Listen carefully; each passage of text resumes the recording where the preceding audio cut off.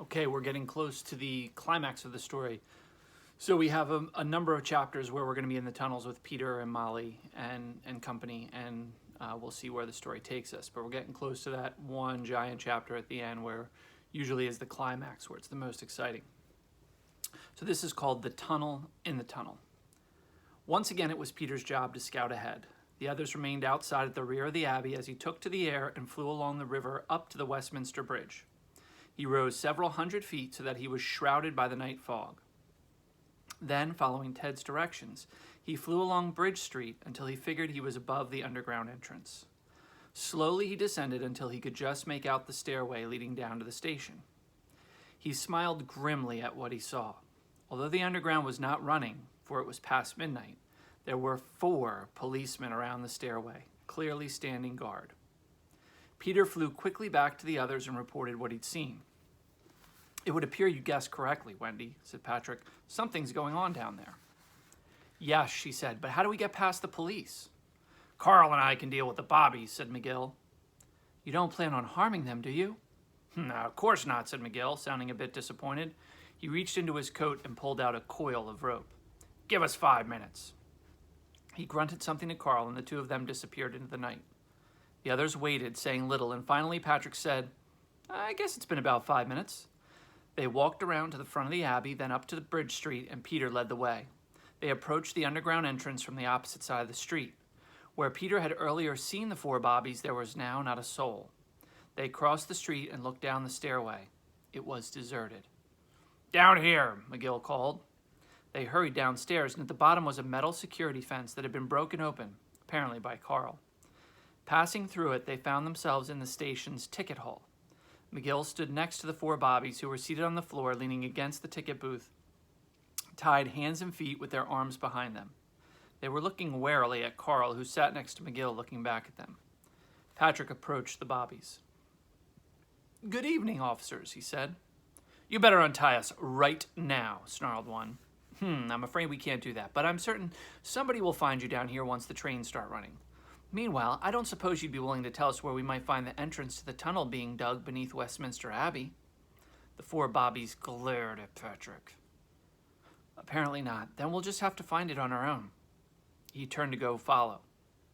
"You'll be sorry," shouted one of the bobbies. "You have no idea what you're getting yourself into." The warning stayed in Peter's mind as he and the others passed through the unmanned ticket turnstiles and out onto the gloomy, deserted platform. Peter had never been in an underground station. He felt confined down here with little room to fly. He could almost feel the tons of stone and earth above him. The grimy platform they stood on stretched left and right, each side leading to the gaping black mouth of a tunnel. I'm a bit turned around," said Ted. "Which way is the Abbey?" "This way," said McGill, pointing with his left hand towards the tunnel. They trooped down to the end of the platform, where a sign informed them that there was no admittance. McGill reached into his coat and pulled out an electric torch. He flicked it on and shone it into the tunnel mouth. There was a narrow ledge leading to an iron staircase, which in turn led down to a footpath along the tracks. Ahead, the tracks, lit by dim electric bulbs every few dozen feet, curved gently to the left, then disappeared. They went to the staircase, McGill leading the way, and as he started down, Neville said, "Mind you don't touch that rail running along the track. It carries 600 volts of electricity for the locomotives." They descended the stairs and started along the footpath, single file, keeping to the wall, away from the electrified rail. McGill and Carl led the way. Peter was at the end, behind Wendy. Every now and then, a low, dark shape scuttled past. "Rats," whispered Wendy. "I hate rats." "Me too," agreed Peter, again thinking of Tinkerbell. She didn't like them either. They rounded the curve and reached a straightaway. The only sound was the shuffling of their feet. From time to time, Peter glanced behind him. He saw nothing but the widely spaced tunnel lights and the blackness between. Suddenly, McGill stopped and flicked off the torch. "What is it?" whispered Patrick. "Train." The others inched forward and peered down the tunnel about 50 yards ahead. Silhouetted by a light bulb was a boxy shape of an electric underground car. "The underground's closed," whispered Neville. "Why would a train be here in between stations?" "If you were secretly digging a tunnel to the underground, how would you carry out the dirt?" "Oh," said Neville. "Clever." They may not be just using the train to carry that out. I don't understand. The cash, said Wendy. They could carry out the cash in the train too. Exactly, said Ted. So what do we do? Said Peter.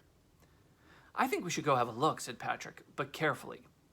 They crept forward, staying as close as they could to the wall, their torch off, all eyes ahead. And as they neared the train, McGill held up his hand and they stopped. He held up 2 fingers, which they understood to mean he'd seen 2 people, although none of them saw anything. They waited, and Carl, dropping to a crouch, moved forward. 2 minutes passed, and from ahead a short yelp shattered the silence, followed by thuds. A minute later, McGill and the bear returned. 2 of them, and a tunnel ahead. Great, said Patrick. They started forward, and as they reached the car, they saw it was connected to 2 others, forming a 3-car train. Peter, through the windows, they saw that Ted's theory was correct. The seats had been removed, and the floors had been covered with heavy canvas tarps. The canvas was filthy. Clearly, these cars had been hauling dirt, but for the moment they stood empty, gates open as if awaiting passengers. The 2 guards lay on the ground against the wall, helpless, and in addition to firmly tying them up, McGill had gagged them with strips of canvas cut from tarps. He stepped over them and pointed ahead to the left. There's the tunnel. The entrance was rectangular, about 7 feet high and half again as wide, chiseled neatly out of the underground wall. Leaning against the wall next to it was a piece of plywood, the precise size and shape of the tunnel entrance, painted the same color as the wall. They use that to cover the entrance when the trains are running. You'd never see it from a train racing past. There were 2 thick black rubber cables snaking from the tunnel to the train. Neville, frowning, bent over and looked at them. Interesting, he said. What? Said Ted. These are electrical cables. They're to be attached to the power rails. Why would they do that? For lights? Said Ted. Not with this much voltage. He looked into the tunnel, which had bulbs glowing. Besides, they've already wired the tunnel for lights. Then what are they up to? Said Neville. I suggest we find out, said Patrick. Carl and I better go first, said McGill, peering into the tunnel. Lead on, said Patrick, and one by one they entered the tunnel, and as before, Peter went last. He tried to convince himself that he was doing a brave thing, protecting the back of the line, but he knew better. He was afraid of what was behind him, but he was even more afraid of who or what lay ahead of him. And that's the end of that chapter. So it's interesting because the authors are trying to limit Peter's abilities. We know how skilled Peter is. So number 1, he's terrified of the skeleton, which is limiting his powers. 2, he's underground, which limits his ability to fly around. And they're also doing what they do best in laying some Easter eggs for what's going to help the climax of the story, what tools are going to be used. So chapter 71 is called Whole Again. And it's the last chapter we'll read for today, and it features the other group that's down in the tunnel. Herded by half a dozen guards, James and the other 3 prisoners followed the skeleton down the familiar tunnel to the excavation site. James noted the 2 black cables running on the ground. He had not seen them before. They passed the cells that held George and Molly, and the skeleton led them into the last chamber. This chamber was considerably larger than the rest of the tunnel. Its ceiling was 10 feet high. Von Schotten stood there with his lackey, Simon Ravel, next to a workbench that had been set up in the center of the room. Next to them was the skeleton's assistant, Scarlett Johns, and next to her were his henchmen, Coben and Mauch. The 2 men were kneeling on the ground near the bench, doing something with the ends of the 2 black cables with rubber gloves on. James noted that both had an ugly, deep scratch on their faces and arms, as though they'd been attacked by an animal. We know which animal. At the far end of the chamber was the strange vault that had been apparently the goal of the excavation project. It was a massive thing. Its front face was 8 feet square. It was made of a mysterious metal, smooth and silvery, creating an odd sensation of warmth when you touched it. Neither rocks nor shovels scratched it. The face of the vault had a seam running around the perimeter, a foot from the edge, forming what appeared to be a tight-fitting square door, although there were no visible hinges. In the center of the door was a vertical slot about 3 inches long. And where the vault was first uncovered, James and the others had watched the guards try for hours to pull it open. Next to the vault stood a sturdy-looking dolly with a flat bed and 4 thick rubber tires. So, time out there. We're not talking about a child's toy. A dolly is usually a flat piece of wood or metal, and it has 4 wheels on the bottom, so you can wheel heavy stuff around. You've probably seen the custodians at our school use it to either move things, or they're pretty common, but they're called a dolly, which kind of throws your brain for a second. James assumed this would be used to transport something, presumably something that was inside that vault. Something heavy. He further assumed that he and the other prisoners had been brought to the chamber to play some sort of role in the process, but how did they intend to open the vault? His eyes went back to the workbench. On it lay a sword, its handle golden, its blade shining. The tip was missing. And next to the sword, on a blue velvet cushion, was what appeared to be the tip of the same sword. It was gleaming in the light, and also with a lump of silvery metal. Von Schotten was examining these objects when the skeleton approached. He pointed to the silvery metal and said, "You are certain this will work?" "Miss Johns is the authority." "All my research suggests that it's Heavenstone," she said. "It should work." "It had better," said Von Schotten. He turned back to the skeleton. "And the prisoners?" "They will retrieve the chest," said the skeleton. Von Schotten examined them, his gaze lingering for a moment on James. James felt the familiar, awful coldness creeping into him. "Appropriate that you should be here to witness it." Then he turned towards the skeleton. "Get on with it." "Are you ready?" the skeleton rasped to Kobin and Mauch. "We are," said Kobin, and he and Mauch put on leather welding goggles with thick, dark lenses. Then they bent with rubber-gloved hands and carefully picked up the black cables. The rubber insulation had been peeled back.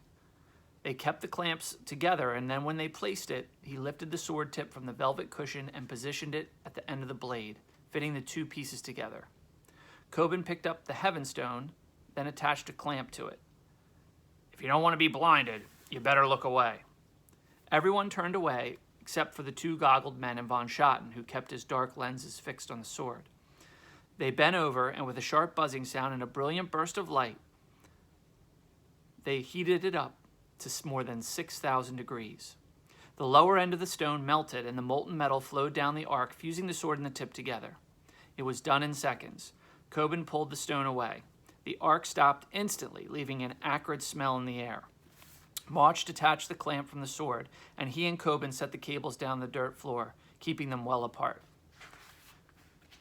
"May I lift it?" said Von Schotten. "By the handle, yes. The blade is still burning hot." Von Schotten grasped the handle and lifted the sword so it gleamed in the light. The weld was perfect. The seam was barely visible. The sword of mercy, broken for so many centuries, was whole again. Holding it in front of him, Von Schotten turned toward the vault.